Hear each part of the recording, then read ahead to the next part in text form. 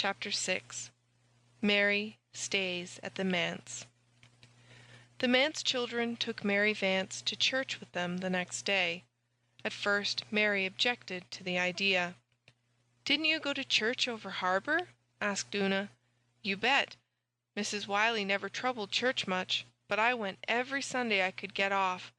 I was mighty thankful to go to some place where I could sit down for a spell, but I can't go to church in this old ragged dress."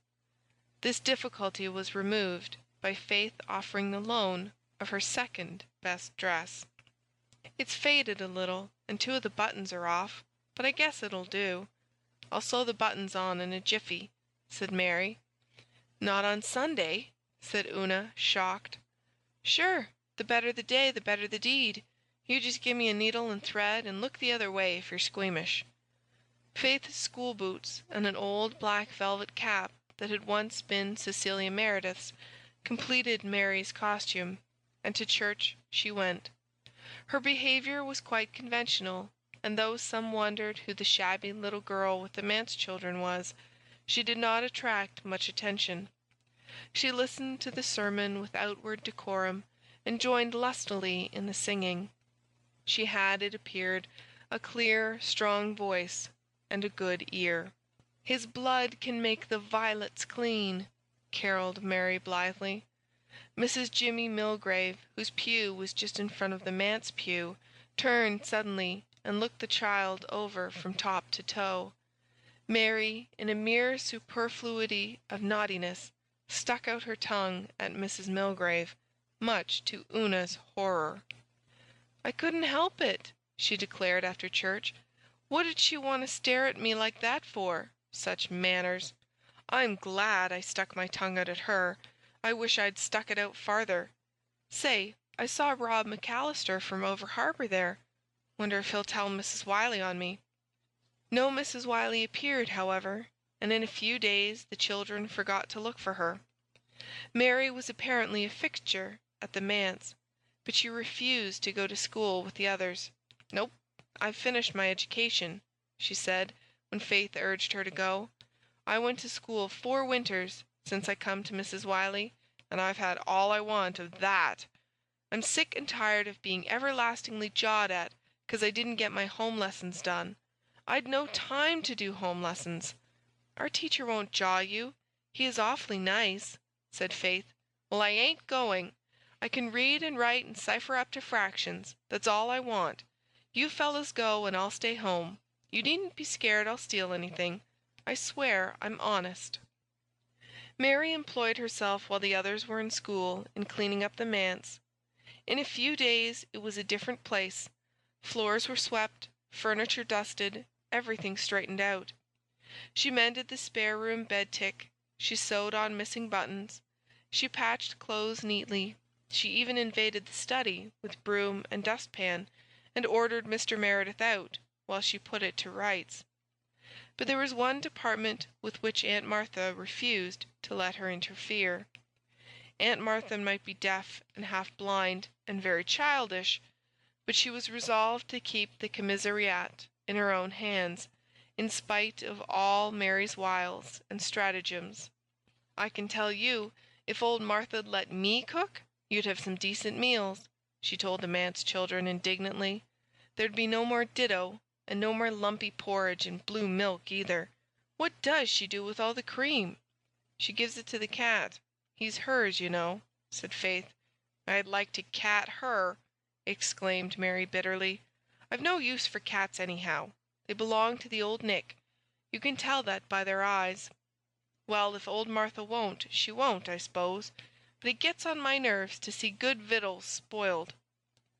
When school came out, they always went to Rainbow Valley. Mary refused to play in the graveyard. She declared she was afraid of ghosts. "There's no such thing as ghosts," declared Jem Blythe. "Oh, ain't there?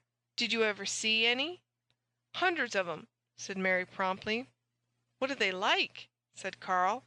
"Awful looking, dressed all in white with skellington hands and heads," said Mary. "What did you do?" asked Una. "Run like the devil," said Mary. Then she caught Walter's eyes and blushed. Mary was a good deal in awe of Walter. She declared to the Mance girls that his eyes made her nervous. "I think of all the lies I've ever told when I look into them," she said, "and I wish I hadn't." Jem was Mary's favourite. When he took her to the attic at Ingleside and showed her the museum of curios that Captain Jim Boyd had bequeathed to him, she was immensely pleased and flattered. She also won Carl's heart entirely by her interest in his beetles and ants. It could not be denied that Mary got on rather better with the boys than with the girls. She quarrelled bitterly with Nan Blythe the second day. "Your mother is a witch," she told Nan scornfully. "Red-haired women are always witches." Then she and Faith fell out about the rooster. Mary said its tail was too short. Faith angrily retorted that she guessed God knew what length to make a rooster's tail. They did not speak for a day over this.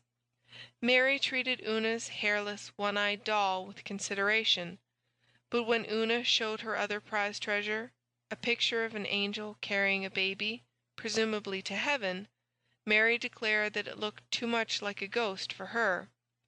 Una crept away to her room and cried over this, but Mary hunted her out, hugged her repentantly, and implored forgiveness. No one could keep up a quarrel long with Mary, not even Nan, who was rather prone to hold grudges, and never quite forgave the insult to her mother. Mary was jolly. She could and did tell the most thrilling ghost stories. Rainbow Valley séances were undeniably more exciting after Mary came. She learned to play on the Jew's harp, and soon eclipsed Jerry. "Never struck anything yet I couldn't do if I put my mind to it," she declared. Mary seldom lost a chance of tooting her own horn. She taught them how to make blow-bags out of the thick leaves of the live forever that flourished in the old Bailey garden. She initiated them into the toothsome qualities of the sours that grew in the niches of the graveyard dyke, and she could make the most wonderful shadow pictures on the walls with her long, flexible fingers. And when they all went picking gum in Rainbow Valley, Mary always got the biggest chew and bragged about it. There were times when they hated her, and times when they loved her, but at all times they found her interesting, so they submitted quite meekly to her bossing, and by the end of a fortnight had come to feel that she must always have been with them. "It's the queerest thing that Mrs. Wiley hain't been after me," said Mary. "I can't understand it." "Maybe she isn't going to bother about you at all," said Una. "Then you can just go on staying here." "This house ain't hardly big enough for me and old Martha," said Mary darkly. "It's a very fine thing to have enough to eat. I've often wondered what it would be like, but I'm particular about my cooking, and Mrs. Wiley'll be here yet. She's got a rod in pickle for me all right. I don't think about it so much in daytime, but say, girls, up there in that garret at night, I get to thinking and thinking of it, till I just almost wish she'd come and have it over with. I dunno's one real good whipping would be much worse 'n all the dozen I've lived through in my mind ever since I run away. Were any of you ever licked?" "No, of course not," said Faith indignantly. "Father would never do such a thing."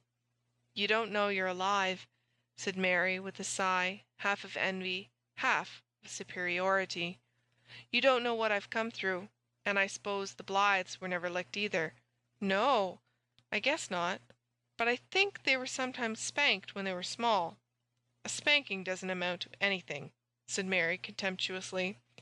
"If my folks had just spanked me, I'd have thought they were petting me. Well, it ain't a fair world. I wouldn't mind taking my share of wallopings, but I've had a darned sight too many." "It isn't right to say that word, Mary," said Una reproachfully. "You promised me you wouldn't say it." "Go 'way," responded Mary.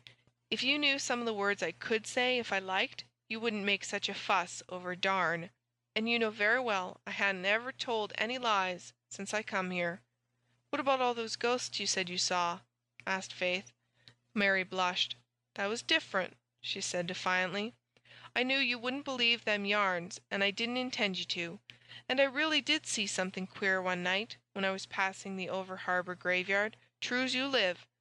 I dunno whether 'twas a ghost or Sandy Crawford's old white nag. but it looked blamed queer, and I tell you I scooted at the rate of no man's business.